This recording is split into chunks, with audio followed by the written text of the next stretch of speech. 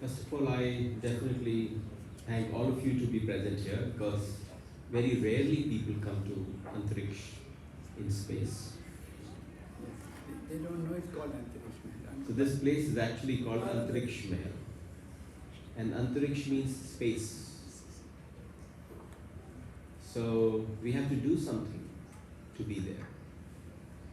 And you know, when I was just thinking, as I was told yesterday, that the place, that the talk will happen in Antariksh Mahal, I felt the moment we start, I'll say, oh, come on, detach yourself from Earth there, so that we can just raise to a different level. And if you see Indian scriptures, how they have always been, there are only very few people talking. But what those very, very few people take back with them, it reaches thousands and thousands and thousands of people around the world. So I would like to see that this happens. I definitely thank a very dear friend, Aman. We met about 25 years back. And he was talking about me, you know, but that is always in connection to my Lord who I serve, Lord Krishna, Radharamanji in Vrindavan. So I'm a servant of his. And the kind of work that he's done, we all have seen. And it is always a pleasure to be in his company and to learn. The topic which I was offered to speak on was man, illusions and reality. So I'm not here to define man, illusions or reality. I don't want to do that. Everybody has their own definitions of these terms. But I say, because you would not know anything about me. I'm a storyteller. Here there were so many ambassadors of so many countries. But when somebody from Vrindavan goes out and speaks, so we tell ourselves that we are ambassadors of Lord Krishna. When we travel, we give his message, we give whatever he's given to this world in our own capacities, in our own understandings. So I was thinking that this man, illusion and reality, I'll relate in some beautiful stories. And I will leave it to you to decide that whatever has been discussed or shared, first of all, the question arises is that who are we?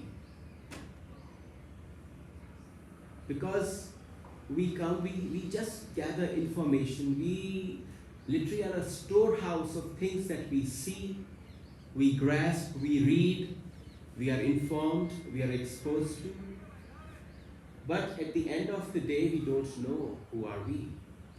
If I ask a very straight question to anybody sitting here, and I say, who are you? Introduce yourself.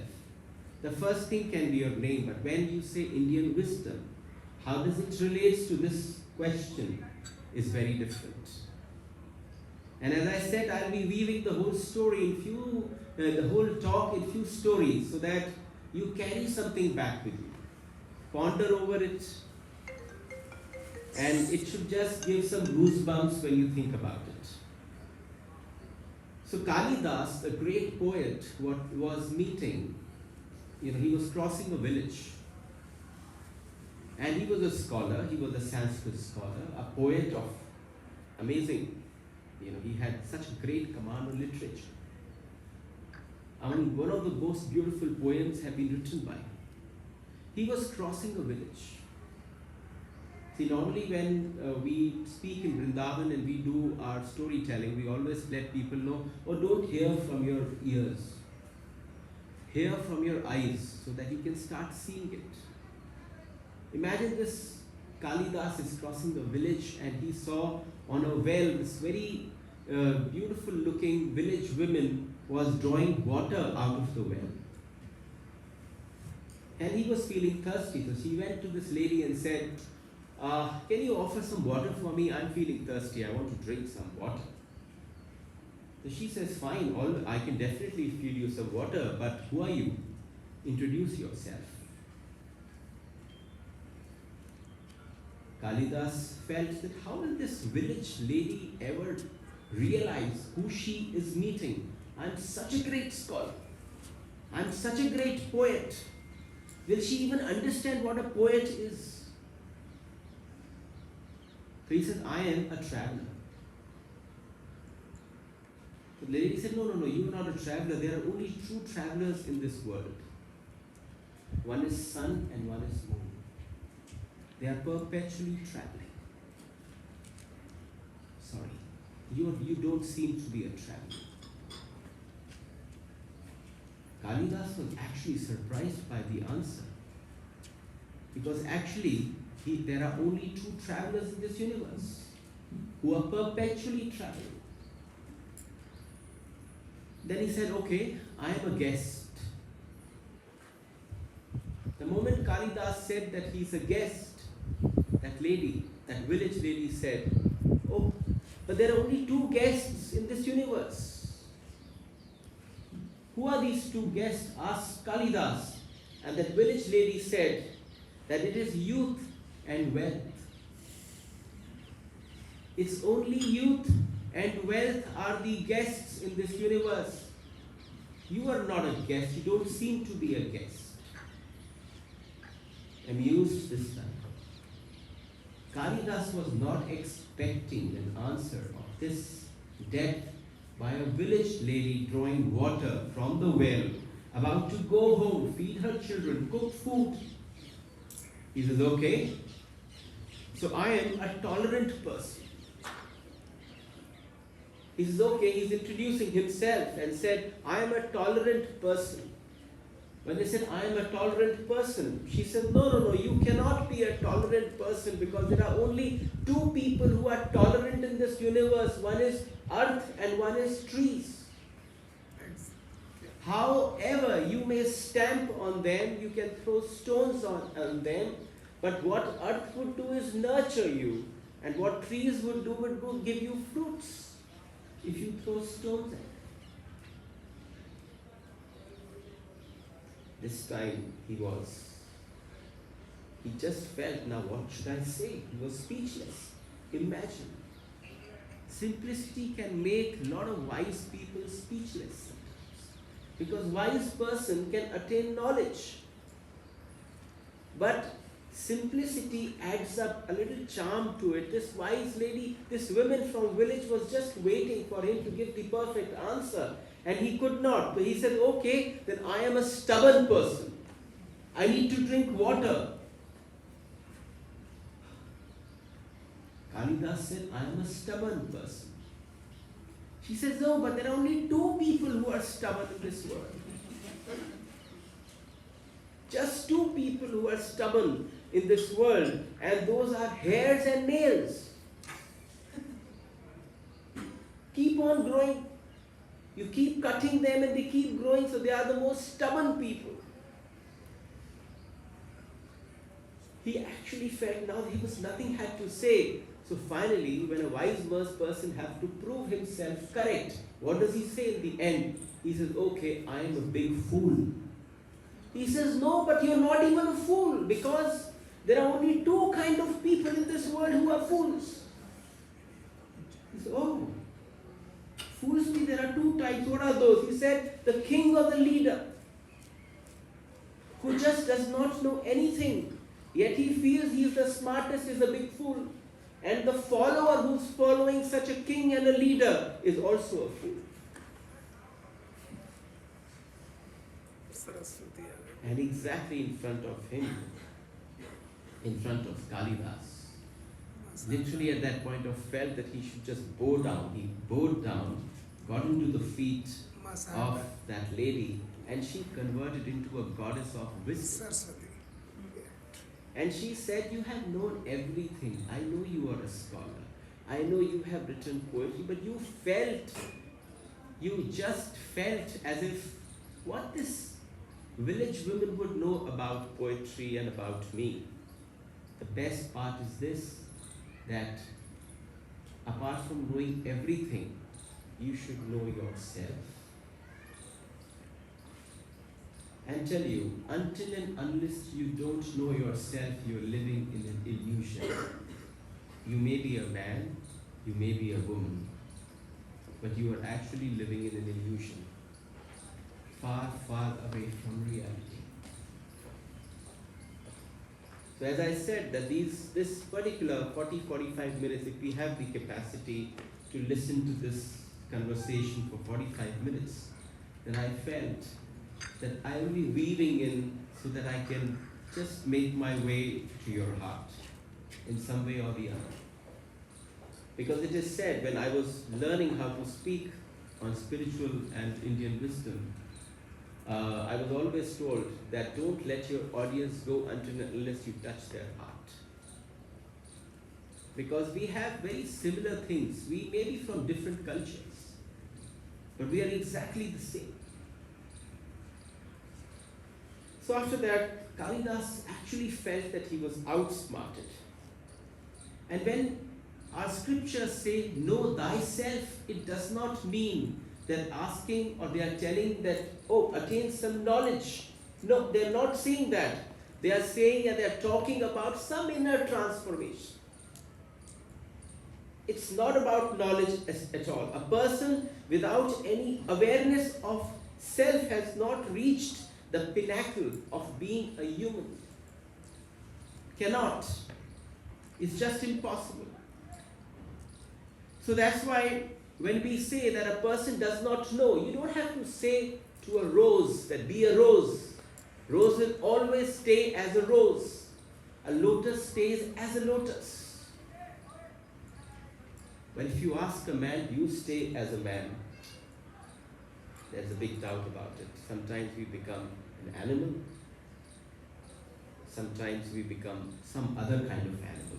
It is said that, sometimes we are like bulls, sometimes we are like snakes, sometimes we are like some other animal, as it is discussed in our scriptures.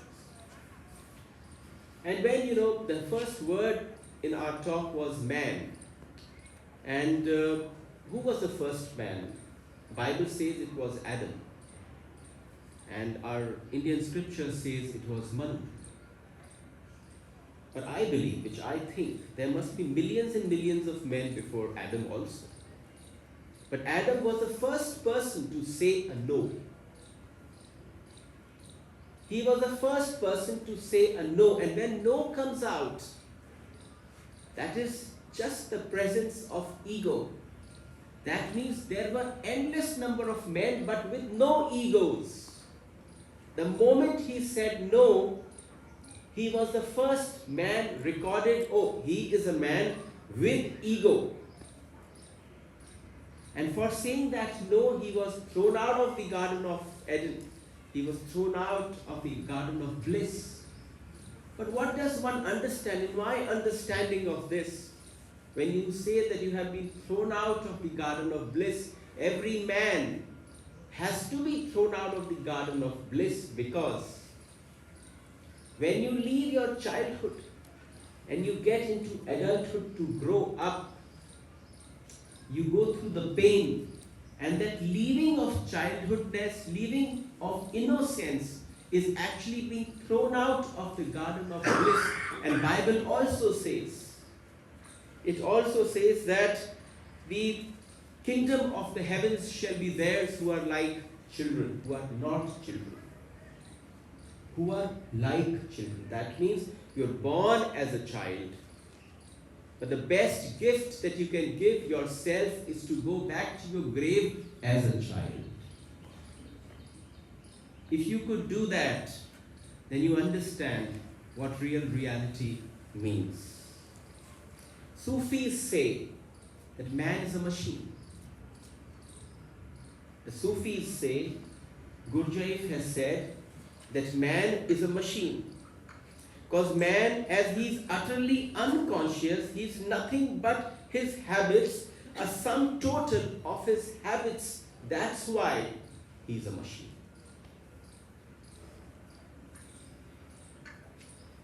And when the first time man was told that he is a machine, nobody believed Gurdjieff. No. But he said, what does a machine does? It's habitual. for the machine to do something as a habit. When your habit becomes a part of you, your personality, then you are no more a man. You are a machine. And man is not a man unless consciousness enters in his being. It's just impossible. And then we say there are two ways to live life. I'll just ask you a question here. You don't have to answer me. You have to answer yourself. How do you live? Is the way of your life is reaction, or the way of your life is respond? You respond or you react. Because who reacts is an animal. Who reacts lives in the past. Who reacts is very predictable. Who responds is a man. Who responds lives in the present. Who responds is actually very unpredictable. There is such a big difference.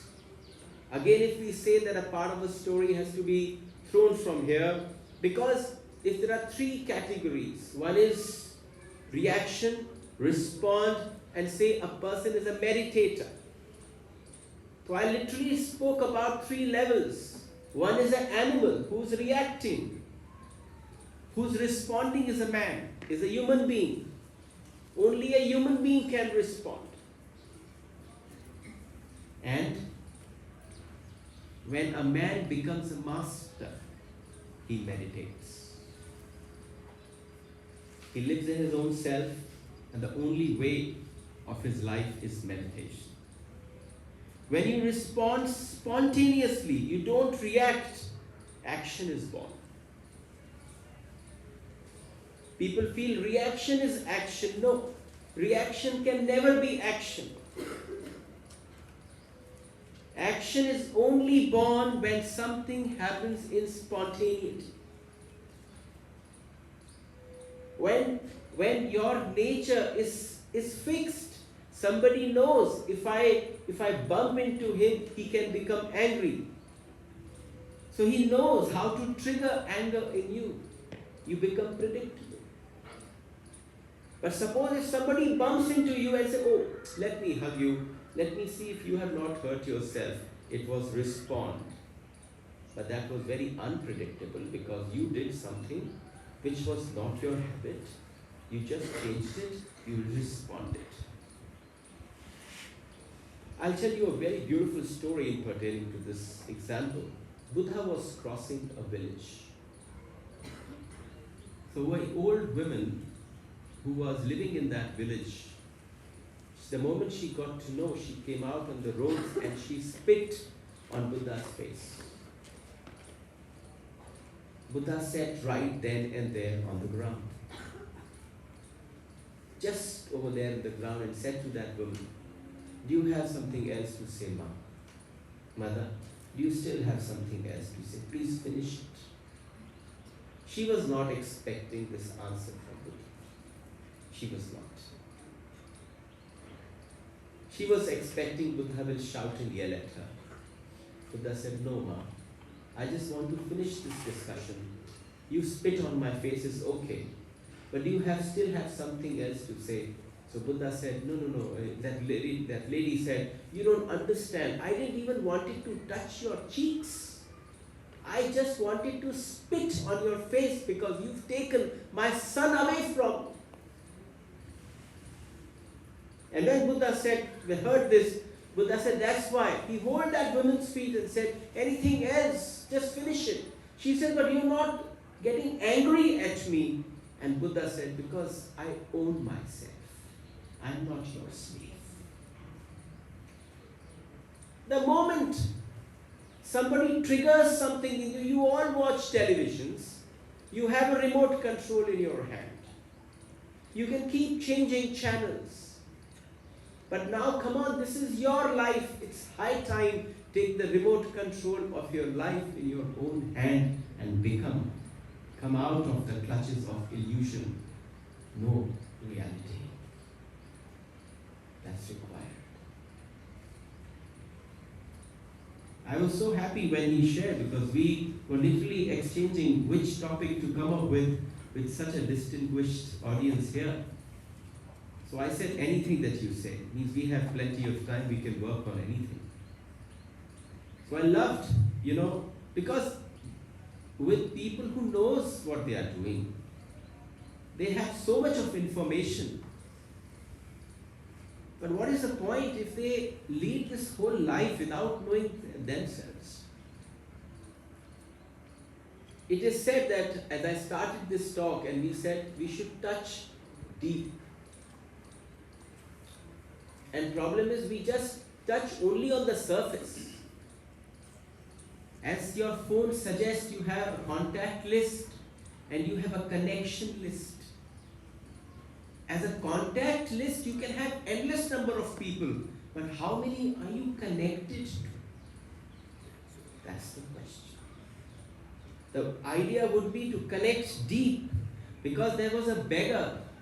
He reached at the gates of maybe a palace like Tijara only. A beggar right in front of the gate and challenging the king. That, come on, hey king, I've heard you are such a big king. Come on, fill my bowl, this begging bowl. It's by chance that one of the courtyards the king was crossing, and he overlooked that beggar in the corner and said, to ask his minister, go and fill his bowl up with something. He says, what do I fill it up with? He said, no, don't put grains, because he's challenging the king. Go and fill it up with gold coins, so that in his lifetime he never has to ask or go for begging again. And this minister carries a big box with golden coins in it. He reaches the gate and said, okay, come on, show me your bowl. And the moment this beggar came out with his bowl, and he filled his both hands with gold coins and poured it into his begging bowl, he was surprised that all the gold coins disappeared. He was surprised. He looked underneath, he took the bowl in his hand. But he said, where have they disappeared? So he thought some mistake, he picked up again. Handful of gold coins, poured it again into the begging bowl. Again they disappeared. He said, now what to do? It was again by chance the king was returning back. And as king was returning, he says, come on, you could not fill a beggar's bowl in front of the king's gate. Fill it. He says, no. Finally, king walks towards the gate to see that what is the problem. And he realized that 3 handful of gold coins have been poured, yet the bowl is not filled. Everything disappears. So he asked this beggar, what is this bowl made of? The beggar said, this bowl is made of human's heart. It never gets filled up. You can give anything in it. You can pour anything in it. He says, then what is the way that you can fill it up with? He says, just give it a lot of love and compassion, this will be filled. Everybody has been married in every matrimonial alliances in the world.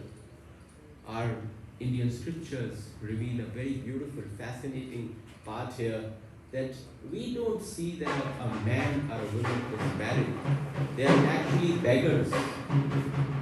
Both beggars are married to one another, because one is asking the other for love and not giving. The beauty of giving is when you give, you get.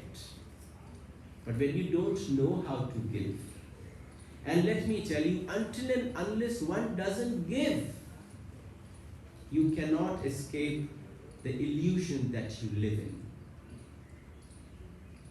So what has to be done? Our hearts have to be filled up with love and with compassion. But where is the problem? Why is it not happening? Where has this problem started from? To relate to this problem, I was thinking so much, and I came to the story of a bonsai tree.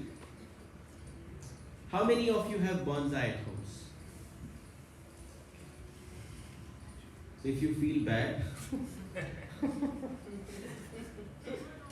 then you can let this story go off, but because I felt it is very relevant. Great. People call bonsai as a great work of art. So I saw a 6 and an 8 inches bonsai tree which was 100 years old. But it was only 6 or 8 inches in height. So people who have been keeping bonsai or have been creating such great artwork, what do? They keep a tree in a bottomless pot. And every time the root grows, they cut it very efficiently. And the tree starts growing old, but it stops growing up. And every time the root gets inside, they just cut it. And you will be surprised, this is what we are doing to ourselves. We have been cutting our roots so we grow old, but we never grow up. This is lifetime that we have been doing every time. Why are we so disconnected? Is the disconnect has been because we have not allowed our own roots of our culture, roots of our traditions, roots of everything that we have been from our childhood. Who we are, what has made us. We are more concerned about conditioning. We are more concerned about all the other things. We are concerned about everything that we get infatuated or attracted to, which is not your roots. So what happens is, we grow old, but we don't grow up. And I'll tell you, that is the ugliest thing which I have seen. That 100-year-old tree could have been 100 feet in high, touching the skies, kissing the clouds, but it does not. It is somewhere like a dwarf sitting. You feel its beauty. But sometimes we do certain things in the name of beauty. So that's exactly one last story. And then you all free, because I was not expecting that we'll have such a great audience where we'll be able to relate to ourselves. I'm always told that the first 3 to 5 minutes, if you catch somebody's attention, you've got hold of them. And if that doesn't happen, then it's all gone. So I'm coming up to a story and wind up, because when we say man, illusions and reality, to reach reality, what must be done? There has to be a takeaway. So there was this king called Prasenjit. And Prasenjit he got married to a lady to the queen, who was in love with Buddha. So when she got married to Prasenjit, she always wanted her husband, who is a very egoistic person, that just Buddha is so nearby, why don't we go and visit him? This is a concept that the East has given to the world. The concept is sitting with the master, doing nothing. He's not a teacher. A master is not someone who teaches you. He's not someone who feeds you. He's just someone in whose presence you feel as if something is flowering within you. So this wife, the queen wanted her husband, King Prasenjit, to just go once to Lord Buddha. So finally she was so persistent, so insistent, that he realized, okay, I'll go and meet him. So he went to one of his chambers and was searching that, what all he's heard from his wife. He should not go empty-handed, because he also had a very, very big ego. He said, how should I, as a king, Prasenjit, should go, because Buddha should also know that he's meeting King Prasenjit. Imagine when we go like this, This could have been one of the first lines of this talk today, that you want to be remembered as a person or a personality. King Prasenjit wanted to go to Buddha to be known, to be recognized in Buddha's eyes as a personality and not as a person. That's our problem. So when he was going, he said, what are you preparing for? The wife says, the queen says to her husband, what are you preparing for? There is no preparation to go to Buddha. Just go. He says, no, Buddha should know that I have come. But how will he know? He says, I will take some gifts for him. So he picked up the most expensive diamond of that time. A diamond that had a lot of wars around it. A lot of people died around it. He felt that, oh, then Buddha should know that King Prasenjit had come with such a fascinating piece of diamond in his hand and offered it to Buddha. So he said, it's better you take a flower instead of taking a rock. It's no point. You don't know him. You don't know the man. He says, no, but I want that man to know me. How will he know me? This has been the biggest problem of mankind. And King Prasenjit walks, reaches in front of Buddha's presence, and just didn't know he had two hands, and in both hands he has gift. Those gifts were, one was the most expensive diamond in the world, and in the other hand he had a very beautiful lotus flower. So as he reached in front of Buddha, Buddha said to him, drop it. Don't wait, just drop it. So the diamond, the moment it was in his hand, he offered and he dropped it onto the ground. He felt Buddha has asked, drop the diamond, he dropped it. He just made the other hand in front which had a lotus flower. Buddha says, don't wait, drop it. Again he dropped that lotus flower in the feet of Buddha. And after that, he was thinking that his work is done. Buddha knows who has come to meet him. But Buddha didn't stop. He again said, don't wait, drop it. Now he said, this man is insane. He knows I brought two gifts for him. Twice he asked me to drop it. I have dropped it. Now again the third time he's saying, drop it. Now what do I drop? Sariputta was standing behind him, one of the disciples of Buddha. And he saw all the monks were laughing. Sariputta also started laughing. So this king goes to Sariputta and says, why are you all laughing? He says, Buddha didn't even ask you to drop the diamond. He says, no, but he said drop it. And then when I dropped it, he said, again drop it when I dropped the lotus flower. He says, no, from the first time he was saying, drop it means drop your ego. You are holding it back. You can drop anything in this world. The joy is you drop your ego and you leave. And there are 5 stages to ego. Ego, egoist, egotist, egocentric, and egomaniac. You'll be surprised where this humanity, this mankind is living is actually very egocentric. One who is selfish is an egoist. One who only talks about himself, boasts of himself, his I does not leave him. He is egotist. But we have all surpassed this. We have reached the level of being egocentric, and the day is not far that we become, do I need to say, maniacs. So what do we have to do?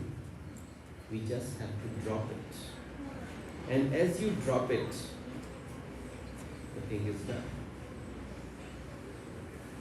So that's why I felt that there could be no other way instead of weaving this whole 20 to 40, 45 minutes of talk with you with few stories that has been there in our scriptures. And thank you so much to Aman first for the opportunity that he has given. This is the first time I think I'm talking when me and Aman are sitting face to face. Though he has come to Vrindavan, he and Francis has come to the tent thing when we did a beautiful tent city was created on the banks of Yamuna. But I look forward to come to Tijara again and again. This was wonderful. Also with all the events that happened yesterday, I was literally surprised to see the amount of details. The book by Shikha Jainji, printed by Mapin Vipin Shahji, again goes back to 20-25 years of friendship. It was wonderful to be with all of you, and thank you so much.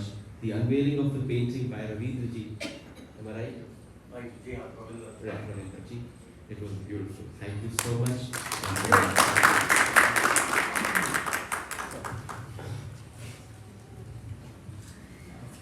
Need I thank our friend.